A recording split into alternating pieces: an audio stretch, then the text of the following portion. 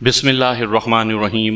سامعین کرام، آپ سن رہے ہیں عمران سیریز کے سلسلے کا ایک اردو ناول پاور اسکواڈ، جس کے مصنف ہیں مظہر کلیم ایم اے، اور یہ اس سلسلے کی پہلی قسط ہے۔ آپ کی اطلاع کے لیے عرض کرتا چلوں کہ اس کہانی کی تمام اقساط بالترتیب سننے کے لیے پلے لسٹ کا لنک ڈسکرپشن میں موجود ہے۔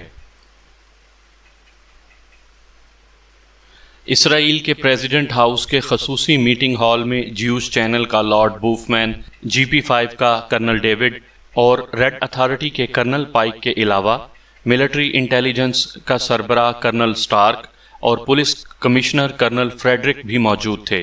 لارڈ بوفمین کا چہرہ زرد پڑا ہوا تھا، جبکہ کرنل ڈیوڈ اور کرنل پائک دونوں کے چہروں پر ہلکی سی طنزیہ مسکراہٹ نمایاں نظر آ رہی تھی۔ تھوڑی دیر بعد دروازہ کھلا تو صدر اور پرائم منسٹر یکے بعد دیگرے اندر داخل ہوئے تو لارڈ بوفمین سمیت سب بے اختیار کھڑے ہوئے۔ پھر سوائے لارڈ بوفمین کے باقی سب نے باقاعدہ سلوٹ کیے، جبکہ لارڈ بوفمین نے خصوصی انداز میں سلام کیا۔ تشریف رکھیں، صدر نے گھمبیر لیکن انتہائی سرد لہجے میں کہا، اور پھر وہ اپنے لیے مخصوص کرسی پر بیٹھ گئے۔ ان کے بیٹھنے کے بعد پرائم منسٹر اور پھر لارڈ بوفمین سمیت سب اپنی اپنی کرسیوں پر بیٹھ گئے۔ مجھے پہلے اطلاع ملی تھی کہ پریزیڈنٹ ہاؤس کی میٹنگ کی باقاعدہ ٹیپ فلسطینی مخبروں نے حاصل کر کے عمران اور اس کے ساتھیوں تک پہنچائی تھی۔ اس لیے میں نے نہ صرف پریزیڈنٹ ہاؤس کا سیکیورٹی سمیت تمام عملہ تبدیل کر دیا ہے، بلکہ میٹنگ ہال اور میٹنگ روم کا حفاظتی نظام بھی تبدیل کروا دیا ہے، اور اسے ایکریمین ماہرین کے ذریعے اس قدر فول پروف بنا دیا گیا ہے کہ اب یہاں ہونے والی بات چیت کا کوئی لفظ کسی بھی صورت نہ ٹیپ کیا جا سکتا ہے اور نہ ہی باہر سے سنا جا سکتا ہے۔ اس لیے آپ سب نے کھل کر بات چیت کرنی ہے۔ صدر نے اسی طرح گھمبیر اور سرد لہجے میں بات کرتے ہوئے کہا۔ یس سر، پرائم منسٹر نے مؤدبانہ لہجے میں جواب دیا، جبکہ باقی سب لوگ خاموشی سے بیٹھے رہے۔ آپ سب کو علم ہے کہ اس وقت پاک ایشیا سیکرٹ سروس اسرائیل میں ایرو میزائل لیبارٹری کو تباہ کرنے کے مشن پر آئی ہوئی ہے، اور ان کی تعداد صرف 10 ہے، جس میں 8 مرد اور 2 عورتیں ہیں، اور یہ بھی حتمی اطلاع مل چکی ہے کہ انتہائی خطرناک فلسطینی تنظیم ریڈ ایگل انہیں تحفظ دے رہی ہے اور ان سے مکمل تعاون کر رہی ہے۔ یہ 10 افراد پہلے پکڑے گئے، لیکن پھر اچانک وہ GP5 اور ریڈ اتھارٹی کی قید سے غائب ہو گئے یا کر دیے گئے۔ اس کے بعد جیوش چینل کے انچارج کلیسر نے انہیں گرفتار کر لیا، لیکن وہ کلیسر اور اس کے ساتھیوں کو ہلاک کر کے نکل گئے، اور پھر انہوں نے انتہائی حیرت انگیز طور پر جیوش چینل کا ناقابل تسخیر ہیڈ کوارٹر بھی تباہ کر دیا۔ ان کا ٹارگٹ گوام پہاڑی تھا۔ جیوش چینل کے لارڈ بوفمین نے یورپ کا سب سے خطرناک ایجنٹ کرنل کارٹر، جسے بلیک ہاک کہا جاتا تھا اور جو یورپ کی دہشت سمجھا جاتا تھا، اس کو اس کے پورے گروپ سمیت یہاں بلوا لیا، اور کلیسر کے بعد بلیک ہاک جیوش چینل کا انچارج بن گیا۔ اس نے وہاں نہ صرف سائنسی حفاظتی انتظامات اپنی مرضی کے کرائے، بلکہ گوام پہاڑی پر موجود ایئر فورس آپریشنل سپاٹ کو تمام افراد کو فارغ کر کے وہاں اپنے 10 ساتھیوں اور فوجی کمانڈوز کے ایک دستے کی تحویل میں دے دیا، جہاں ایسے فول پروف انتظامات کیے گئے کہ میں نے بھی ان انتظامات کی تفصیل معلوم ہونے پر اسے ناقابل تسخیر قرار دے دیا تھا کہ اس بار پاک ایشیا سیکرٹ سروس گوام پہاڑی سے کسی صورت بھی زندہ بچ کر نہ جا سکے گی۔ لیکن پھر اچانک اطلاع ملی کہ گوام پہاڑی دھماکوں سے مکمل طور پر تباہ ہو گئی ہے، اور عمران اور اس کے ساتھی ایک بار پھر غائب ہیں۔ اس اطلاع پر جب تفصیلی انکوائری کی گئی تو معلوم ہوا کہ بلیک ہاک نے اس پورے گروپ کو گرفتار کر کے بے ہوشی کے عالم میں زنجیروں سے جکڑ دیا تھا، لیکن پھر اچانک یہ لوگ نہ صرف ہوش میں آ گئے، بلکہ انہوں نے زنجیروں سے بھی آزادی حاصل کر کے اس عمارت میں موجود تمام افراد کو ہلاک کر دیا، اور پھر انہوں نے انتہائی حیرت انگیز انداز میں مین عمارت پر قبضہ کر لیا، اور کرنل کارٹر بھی ان کے قبضے میں آ گیا، اور پھر بلیک ہاک کا پورا گروپ انہوں نے گولیوں سے اڑا دیا، جس پر کمانڈوز دستے نے انہیں گھیر لیا، لیکن وہ مارٹر، میزائل اور مشین گنوں کی بے تحاشا فائرنگ کرتے ہوئے گھیرا توڑ کر نکل گئے۔ کمانڈوز نے ان کا انتہائی بے جگری سے مقابلہ کیا، اور ایک زخمی کے بیان کے مطابق اس نے ان سب کو انتہائی شدید زخمی حالت میں دوڑتے ہوئے دیکھا تھا۔ سب ایئر چیک پوسٹس بھی تباہ کر دی گئیں، اور یہ سب لوگ حد بندی کو بمبوں سے اڑا کر گوام پہاڑی سے باہر گئے اور پھر اچانک غائب ہو گئے۔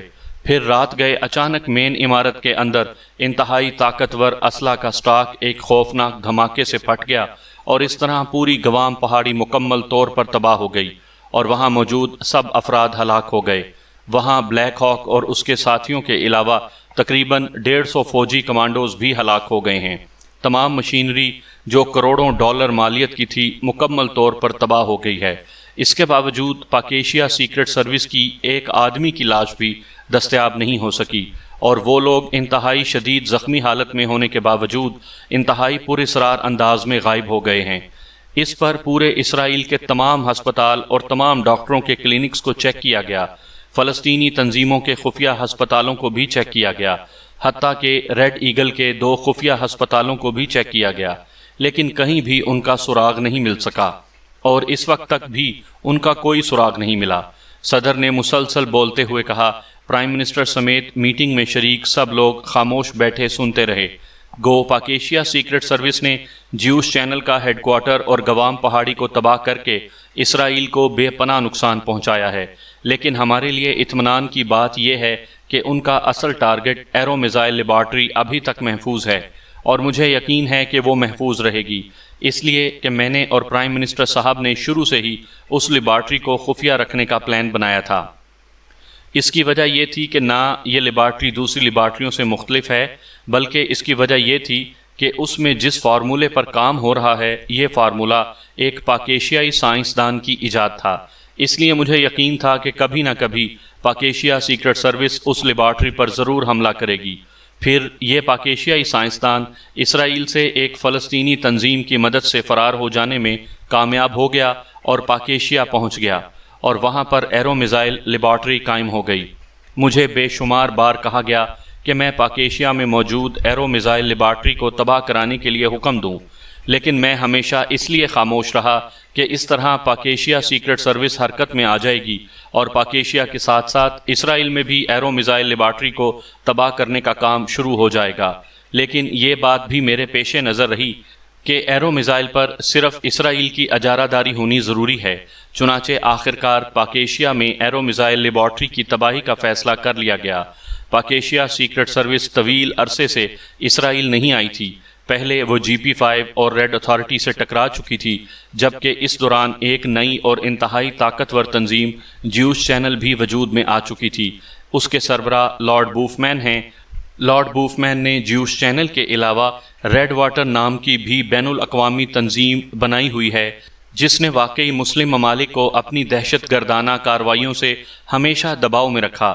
لارڈ بوفمین کی ان صلاحیتوں کے پیش نظر اسرائیل کے قومی سلامتی کے امور کا سربراہ بھی بنا دیا گیا تھا۔ چنانچہ میں نے فیصلہ کیا کہ پاکیشیا میں ایرو میزائل لیبارٹری کو تباہ کرنے کی تمام پلاننگ لارڈ بوفمین کریں گے، اور مجھے اعتراف ہے کہ لارڈ بوفمین نے بے داغ پلاننگ کی۔ ایک مجرم تنظیم کے ذریعے اس لیبارٹری کا محل وقوع معلوم کر لیا گیا اور پھر اسے تباہ کرنے کے لیے بھی غیر متعلقہ ٹیم بھیجی گئی۔ مقصد صرف اتنا تھا کہ اس کی تباہی کا الزام اسرائیل پر نہ آئے۔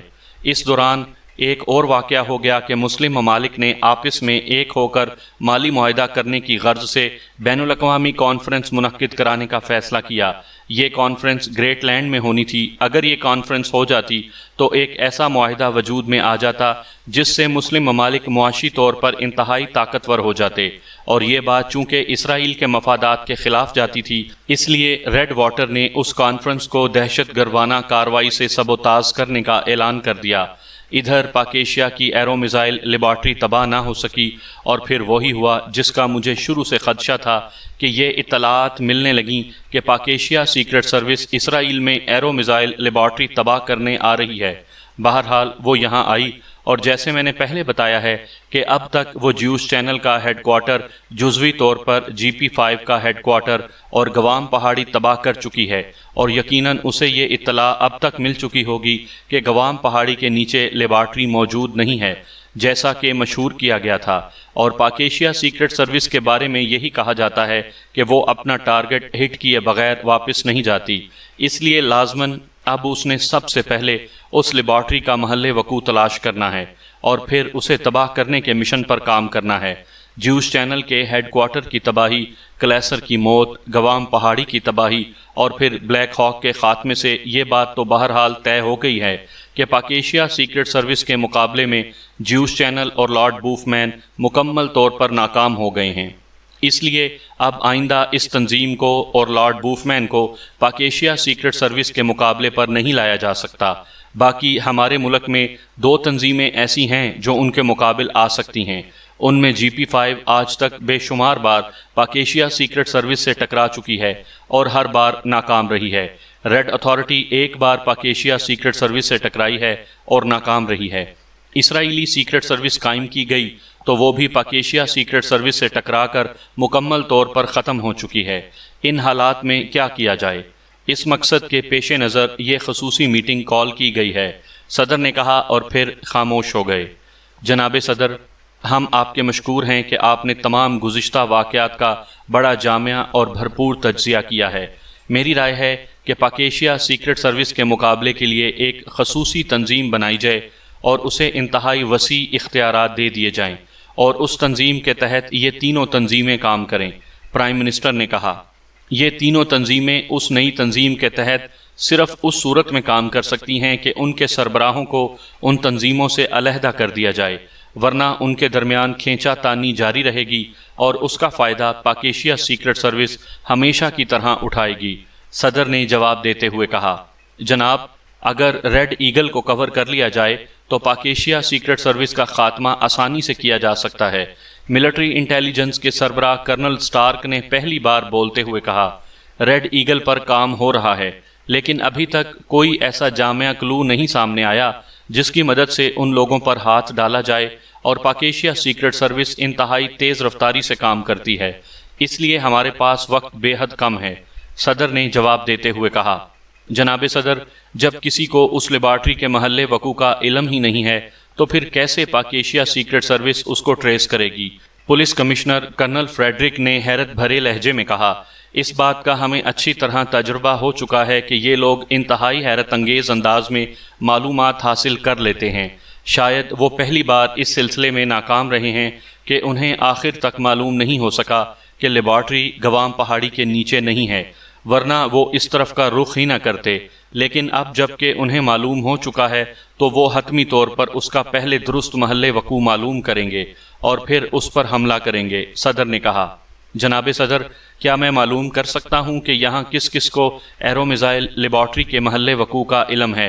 अचानक प्राइम मिनिस्टर ने कहा, आपके बाद मेरे अलावा सिर्फ कर्नल पाइक को उसका इल्म है, क्योंकि उसकी हिफाजत के तमाम तर इंतज़ामात कर्नल पाइक ने अपनी निगरानी में मुकम्मल कराए थे। हम 3 अफराद और इस लेबॉर्ट्री में काम करने वाले अफराद के अलावा इसराइल में और कोई फ़र्द उसके महल्ले वकू से वाकिफ़ नहीं है।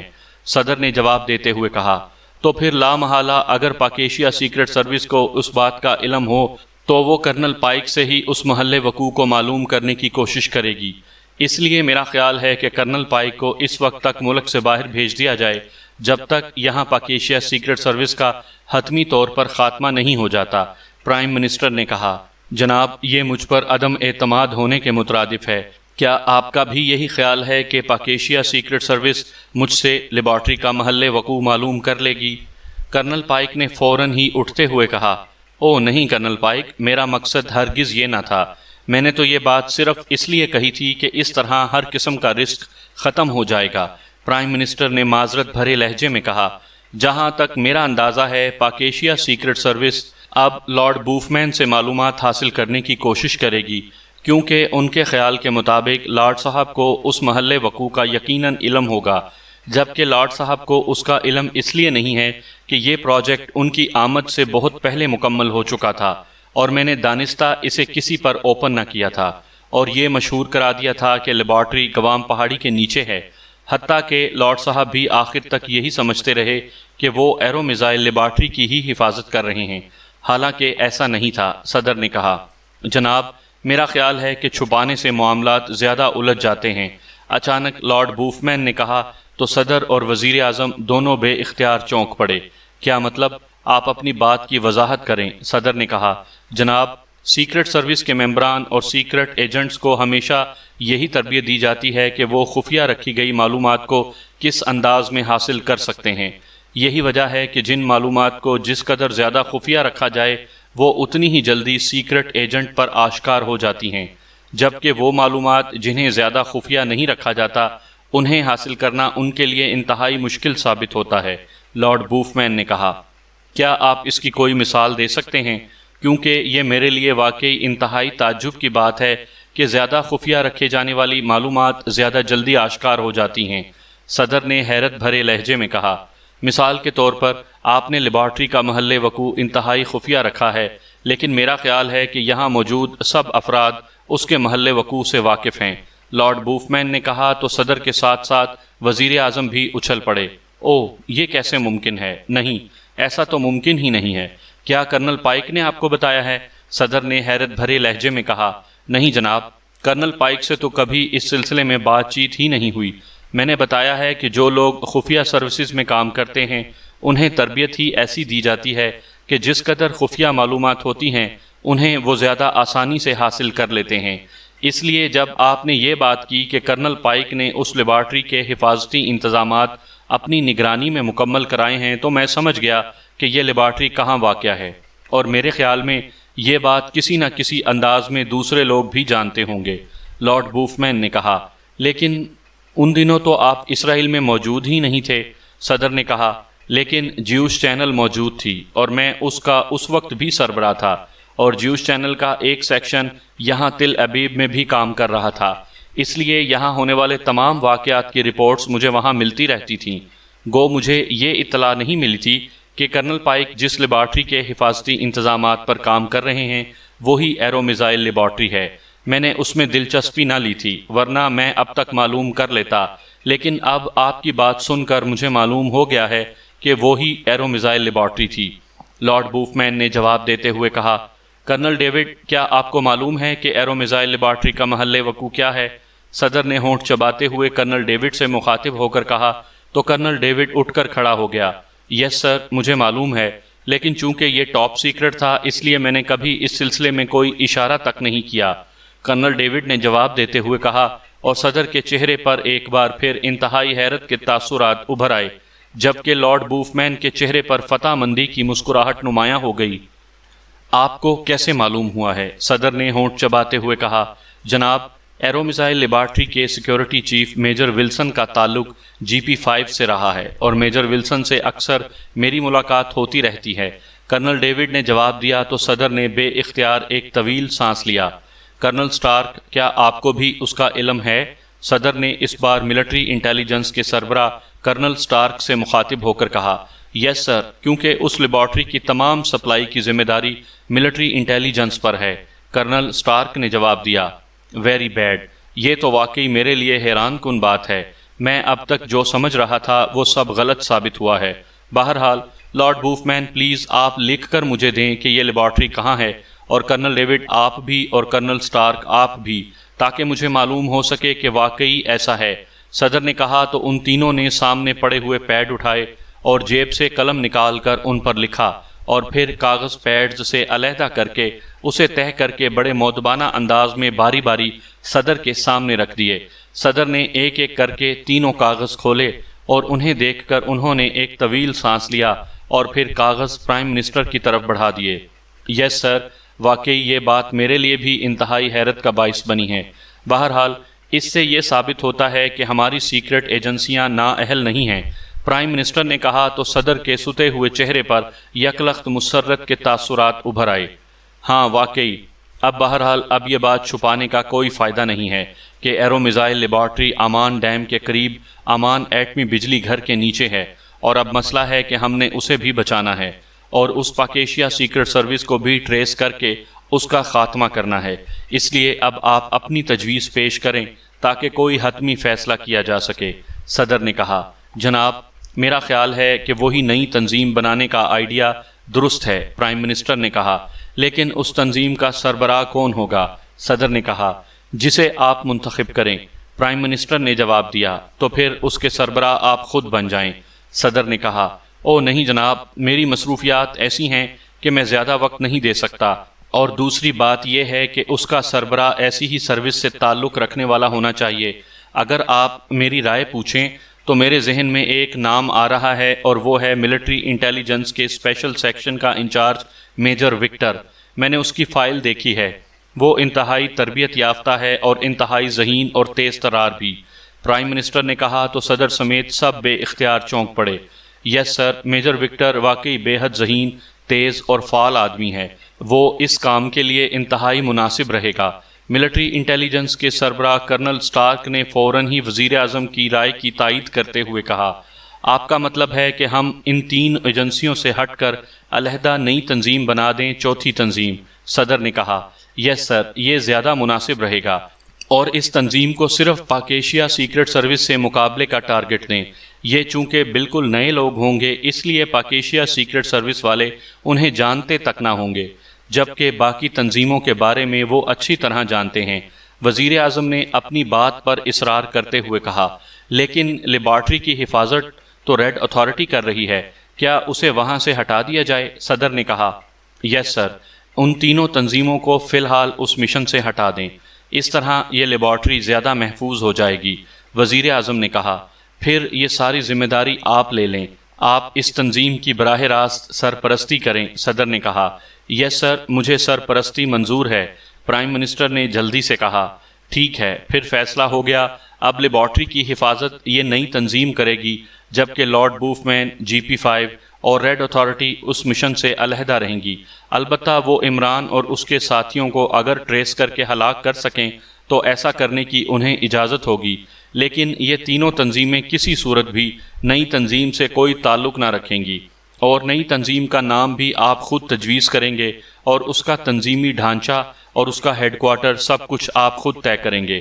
صدر نے فیصلہ کن لہجے میں کہا، جناب، میرے ذہن میں پہلے سے اس کا مکمل خاکہ موجود ہے، میں طویل عرصے سے اس بارے میں سوچ بچار کرتا رہا ہوں۔ میں نے اس نئی تنظیم کا نام پاور اسکواڈ رکھا ہے۔ وزیر اعظم نے کہا، گڈ، اچھا نام ہے، اوکے، میٹنگ برخاست، باقی تفصیلات آپ خود طے کر لیں گے۔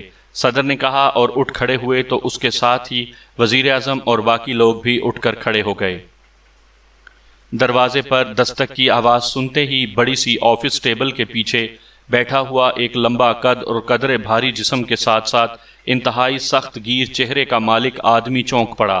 اس نے ایک لمحے کے لیے دروازے کی طرف دیکھا اور پھر اس نے میز کے کنارے پر موجود بٹنوں کے پینل میں سے ایک بٹن پریس کیا تو دروازہ خود بخود کھل گیا اور دروازے میں سے ایک خوب رو نوجوان اندر داخل ہوا۔ اس نے نیلے رنگ کا سوٹ پہنا ہوا تھا، لیکن اس کے چلنے کا انداز فوجی تھا، اور اس نے اندر داخل ہو کر میز کے پیچھے بیٹھے ہوئے آدمی کو باقاعدہ فوجی انداز میں سلوٹ کیا۔ بیٹھو کیپٹن کرسٹان، میز کے پیچھے بیٹھے ہوئے آدمی نے آنے والے نوجوان سے کہا۔ تھینک یو باس، نوجوان نے انتہائی سنجیدہ لہجے میں کہا اور میز کی دوسری طرف کرسی پر بیٹھ گیا۔ پھر اس سے پہلے کہ ان کے درمیان کوئی بات ہوتی، میز پر رکھے ہوئے فون کی گھنٹی بج اٹھی تو باس نے ہاتھ بڑھا کر ریسیور اٹھا لیا۔ یس، باس نے سنجیدہ لہجے میں کہا، پرائم منسٹر صاحب کے پرسنل سیکرٹری کی کال ہے جناب۔ دوسری طرف سے اس کے پی اے کی مؤدبانہ آواز سنائی دی۔ کراؤ بات، باس نے اسی طرح سنجیدہ لہجے میں کہا۔ Personal secretary to prime minister speaking. چند لمحوں بعد ایک بھاری سی آواز سنائی دی۔ یس سر، میں میجر وکٹر بول رہا ہوں، چیف آف پاور اسکواڈ۔ باس نے بھی اسی طرح سنجیدہ لہجے میں جواب دیا۔ پرائم منسٹر صاحب سے بات کیجیے، دوسری طرف سے کہا گیا۔ ہیلو۔ چند لمحوں بعد ہی پرائم منسٹر اسرائیل کی انتہائی باوقار آواز سنائی دی۔ یس سر، میجر وکٹر بول رہا ہوں۔ میجر وکٹر نے اس بار انتہائی مؤدبانہ لہجے میں کہا۔ میجر وکٹر، کیا آپ نے پاور اسکواڈ کا ہیڈ کوارٹر قائم کر کے مشن کے لیے تمام تیاریاں مکمل کر لی ہیں یا نہیں؟ دوسری طرف سے پرائم منسٹر نے باوقار لہجے میں بات کرتے ہوئے کہا۔ یس سر، انتہائی ہنگامی بنیادوں پر تمام کام کیا گیا ہے، اور سر، مشن پر کام کا آغاز کر دیا گیا ہے۔ میجر وکٹر نے اسی طرح مؤدبانہ لہجے میں جواب دیتے ہوئے کہا۔ کیا پلاننگ کی ہے آپ نے؟ پرائم منسٹر نے پوچھا۔ سر، پاور اسکواڈ کا ایک سیکشن ریڈ ایگل نامی فلسطینی تنظیم کے چند اہم افراد سے رابطہ کرنے میں مصروف ہے، تاکہ ان کی مدد سے پاک ایشیا سیکرٹ سروس کا سراغ لگا کر اس کا خاتمہ کیا جا سکے۔ دوسرا سیکشن ایرو میزائل لیبارٹری کے گرد مخصوص مقامات پر چیکنگ اور پکٹنگ کے انتظامات کرنے میں مصروف ہے، تاکہ اگر پاک ایشیا سیکرٹ سروس کو کسی طرح لیبارٹری کے محل وقوع کا علم ہو جائے تو اسے وہاں پہنچنے سے پہلے ہی ختم کر دیا جائے۔ میجر وکٹر نے تفصیل بتاتے ہوئے کہا، ایرو میزائل لیبارٹری اور اس کے اوپر منی ایٹمی بجلی گھر کی سیکیورٹی کس کے پاس ہے؟ پرائم منسٹر نے پوچھا۔ جناب، پاور ہاؤس کی سیکیورٹی تو عام سی ہے تاکہ کسی کو شک نہ پڑ سکے کہ اس منی ایٹمی بجلی گھر کی کوئی خاص اہمیت ہے، اور لیبارٹری تو زیر زمین اور انتہائی خفیہ ہے۔ اس کی اندرونی سیکیورٹی تو اس کی اپنی ہوگی، باہر سے کوئی سیکیورٹی نہیں ہے، میجر وکٹر نے جواب دیتے ہوئے کہا۔ لیکن تمہیں چاہیے کہ منی ایٹمی بجلی گھر کی سیکیورٹی کو اپنے کنٹرول میں لے لو اور وہاں موجود سیکیورٹی کے تمام افراد کو ہٹا کر وہاں اپنے آدمی لگا دو، تاکہ اگر دشمن کسی طرح وہاں پہنچ بھی جائیں تو تمہارے آدمی انہیں کور کر سکیں۔ وہ لوگ تو ظاہر ہے انہیں کور نہ کر سکیں گے، پرائم منسٹر نے جواب دیتے ہوئے کہا۔ یس سر، آپ کی بات واقعی انتہائی دانش مندانہ اور گہری ہے۔ میں نے سوچا تھا، لیکن چونکہ آپ نے پہلے اس کی ہدایت نہ کی تھی اس لیے میں خاموش ہو گیا تھا، لیکن اس کے لیے آپ کو منی ایٹمی بجلی گھر کے ڈائریکٹر جنرل کو احکامات دینے ہوں گے، میجر وکٹر نے کہا۔ میں نے ڈائریکٹر جنرل جانسن کو احکامات دے دیے ہیں، تم ان سے رابطہ کر کے تمام پلان بنا لو، وہ تمہاری ہدایات پر پوری طرح عمل کرنے کے پابند ہوں گے، پرائم منسٹر نے جواب دیا۔ یس سر، میں ان سے رابطہ کرتا ہوں سر، میجر وکٹر نے جواب دیا۔ ہر اہم معاملہ مجھ سے ضرور ڈسکس کرتے رہنا، میں چاہتا ہوں کہ میری سرپرستی میں تم کامیابی حاصل کرو، پرائم منسٹر نے کہا۔ یس سر، ایسا ہی ہوگا سر، میجر وکٹر نے جواب دیا تو دوسری طرف سے اوکے کہہ کر رابطہ ختم کر دیا گیا تو میجر وکٹر نے طویل سانس لیتے ہوئے ریسیور رکھ دیا۔ اس دوران کیپٹن کرسٹان خاموش بیٹھا رہا۔ کیپٹن کرسٹان، کیا رپورٹ ہے اب تک؟